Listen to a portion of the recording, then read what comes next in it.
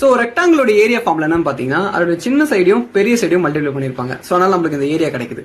இதுவே நீங்க ஸ்கொயருக்கு வந்தீங்கன்னா அதோட எல்லா சைடும் ஈக்குவல். சோ அதனால அதோடைய ஒரு சைடு அது கூடவே மல்டிப்ளை பண்ணுவாங்க. அதாவது ஏ இன்டு ஏ ஸ்கொயர் பண்ணா நம்மளுக்கு அந்த ஏரியா கிடைச்சிரும்.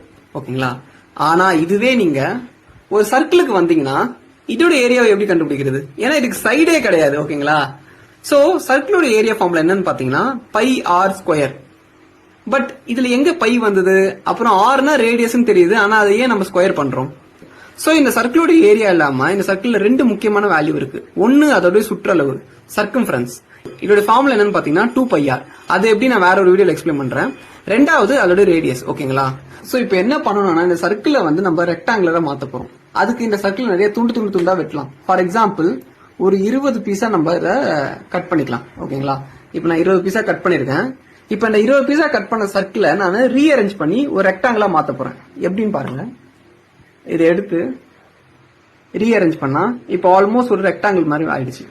சோ இப்போ நம்மளுக்கு தெரியும் ரெக்டாங்கிளோட ஃபார்முலா என்னன்னா அதோட சின்ன சைடையும் பெரிய சைடையும் மல்டிப்ளை பண்ணணும்னு சொல்லிட்டு. சோ இப்போ இந்த இடத்துல சின்ன சைடு என்னன்னு பாருங்க, அந்த சர்க்கிளோட ரேடியஸா இருக்கும். அதே மாதிரி அதோட பெரிய சைடு என்னன்னு பாத்தீங்கன்னா அந்த சர்க்கிளோட சுற்றளவுல பாதி. ஏன்னா இந்த பக்கம் கொஞ்சம் இருக்கு, இந்த பக்கம் கொஞ்சம் இருக்கு. சோ நம்மளுக்கு ஒரு சைடு மட்டும் தான் வேணும். சோ சுற்றளவுல பாதி. சுற்றளவு ஃபார்முலா வந்து 2πrன்னு சொன்னேன். அதுல பாதினா டிவைட் பை 2.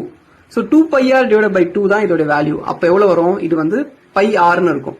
இந்த இடத்தோட வேல்யூ வந்து r. So πr multiplied by r is equal to πr square.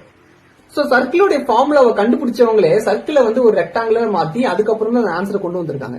அவங்களே அதை சிம்பிளிஃபை பண்ணி தான் கொண்டு வந்திருக்கும் போது நம்ம ஏன் அதோட கஷ்டமான ஃபார்முலாவை மக்கடிக்கணும்? தேவையே இல்லை. நம்மளும் இந்த வழியில கத்துக்கிட்டாதான் அதை முழுசா புரிஞ்சுக்க முடியும். ஆனா சொல்லித்தரதான் ஆள் இல்லாம போயிடுச்சு.